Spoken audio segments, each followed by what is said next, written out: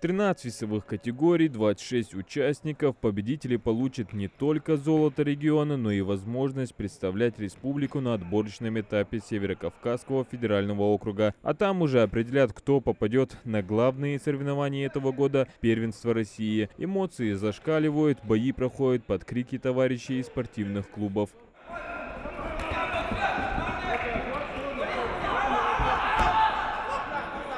Каждый участник стремится выиграть, чтобы достичь своей цели. Однако лишь один боксер станет победителем и получит преимущество продвижения вперед. В ринге завязывается бой между Рахимом Зурабовым в красной майке и его оппонентом в синей. Соперник Рахима с первых же секунд начал атаковать, нанося множество неточных ударов в надежде подавить Рахима психологически. Однако тот не растерялся и перешел к защите, контратакуя и проводя точные удары, которые смогли угомонить спортсмена в синем. Во втором раунде соперник Рахима перешел уже к обороне, используя тактику прыжков с атакой. Однако смена стратегии не помогла справиться с опытом Рахима, и тот одержал победу единогласным решением судей. Последний бой Халаерсин.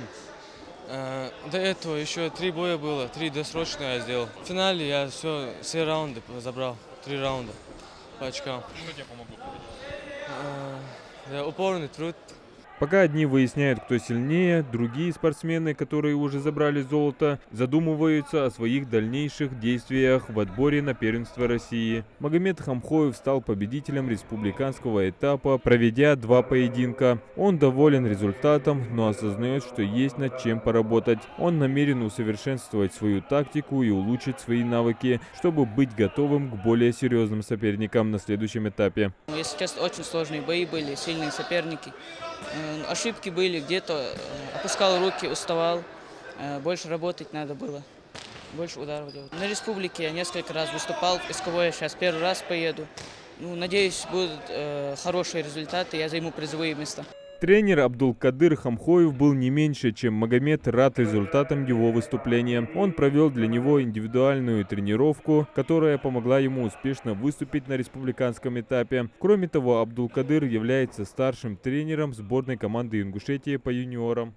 Выставили 2 человека, оба парня в финале. Один в 48 килограмм у нас уже занял первое место, второй сейчас будет боксировать.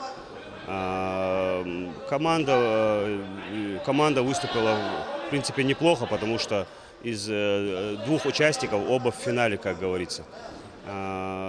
Также, если говорить в общем по соревнованиям, ребята очень подготовленные. В каждых весах есть интересные ребята. Первенство Ингушетии по боксу среди юниоров 17-18 лет памяти Бейали Заурова, по словам главного тренера сборной команды Ингушетии, продемонстрировало высокий уровень подготовки наших спортсменов к новому сезону. Несмотря на то, что победителей будет всего 13 в каждой весовой категории, Абу Дарсигов планирует отобрать в сборную как минимум 26 боксеров, так как на многих поединках силы у спортсменов были практически равны. Команда будет отобрать очень трудно, но мы уже пришли к финишу. На сегодняшний день у нас очень большая команда. Первые, вторые номера действительно будем их делить на СКФО и на общество. Но мы постараемся даже первый, второй состав отправить на СКФО, так как первый, второй состав у нас очень хороший. Тут ребята вчера показывают досрочные бои, нокауты. И повзрослели, можно сказать, это уже взрослый серьезный бокс.